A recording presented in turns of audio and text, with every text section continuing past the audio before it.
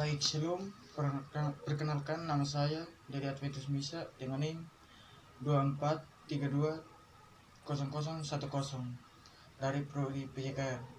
Baik, sini saya akan membahas tentang permasalahan domain kognitif yang pada materi pertama.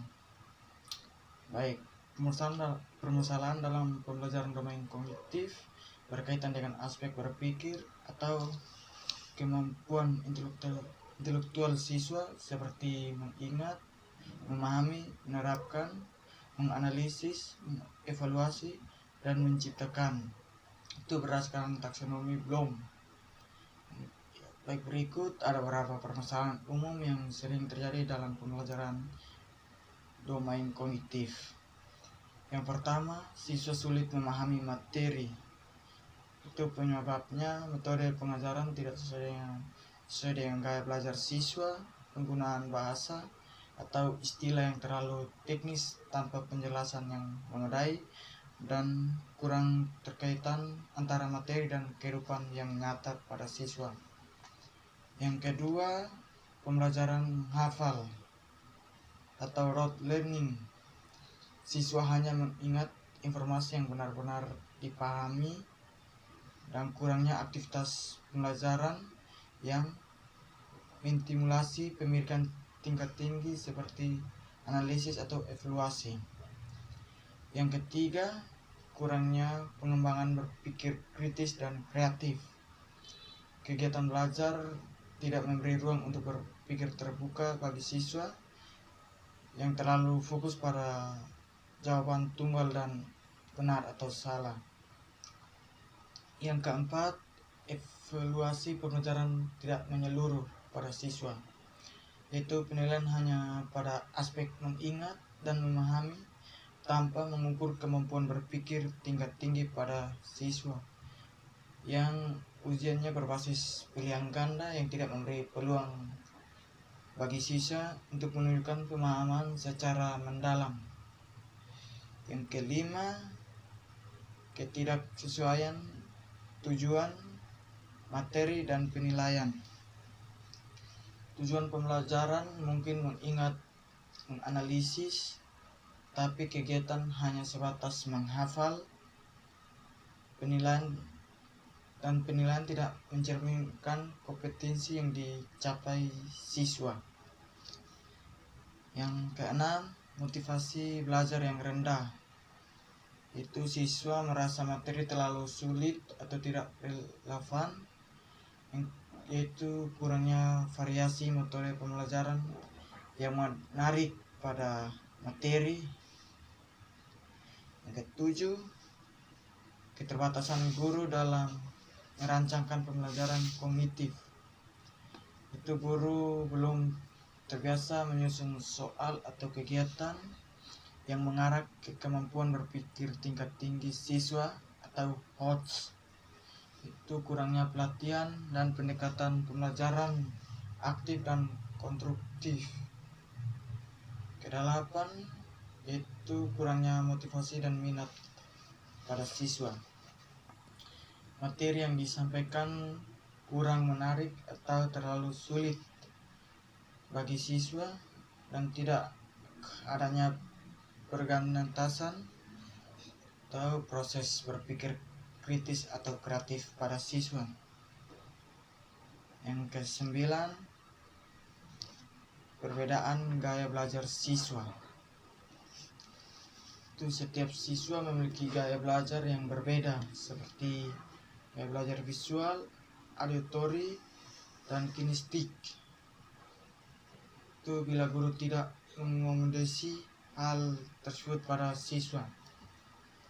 Yang ke-10, pembelajaran yang berpusat pada guru.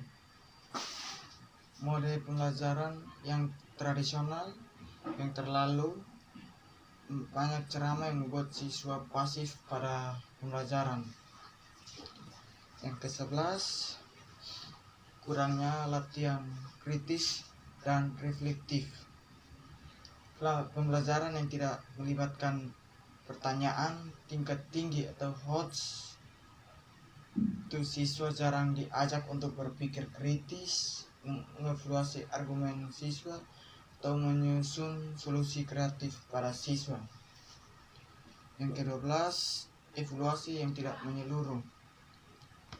Tes atau ujian sering hanya mengukur kemampuan mengingat dan memahami pada siswa. Keterampilan berpikir tingkat tinggi seperti menganalisis, mengevaluasi, dan menciptakan jarang diukur secara tepat pada siswa-siswa. Yang ke-13, minimnya keterkaitan dengan konteks nyata.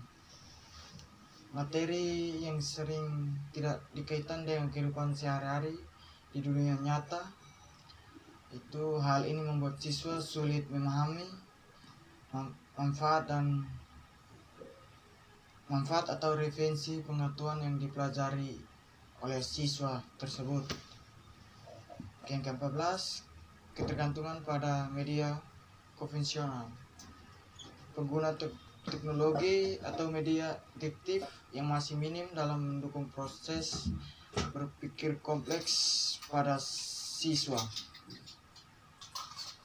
Sumber belajar yang menonton membuat siswa cepat bosan, dan kurangnya strategi metakognitif, itu siswa sering tidak diajarkan bagaimana cara belajar yang efektif, dan kurangnya kesadaran diri tentang bagaimana mereka belajar dan berpikir metakognisi.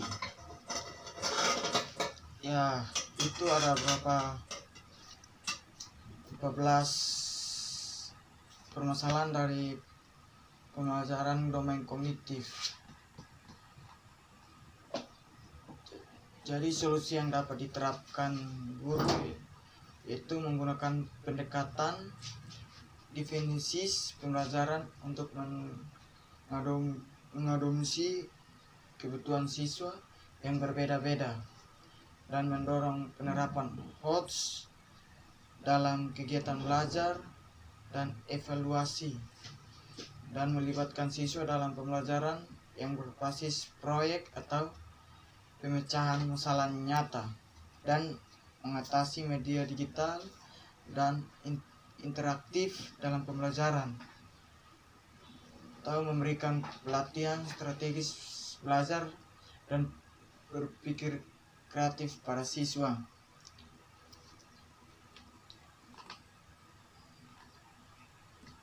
Berikut solusi umum yang dapat diterapkan pada siswa, yaitu guru harus menggunakan model pembelajaran aktif seperti problem based learning atau project based learning.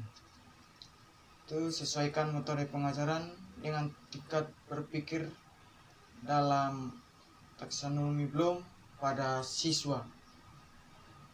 Berikut, berikan latihan soal yang mencakup berbagai tingkat kognitif pada siswa, dan gunakan media dan teknologi memvisualisasikan konsep abstrak pada siswa, dan tingkat kompetensi guru melalui pelatihan dan refleksi praktek mengajar pada siswa. Jadi sekian, itu adalah permasalahan dari materi kelompok kami domain kognitif. Sekian dan terima kasih.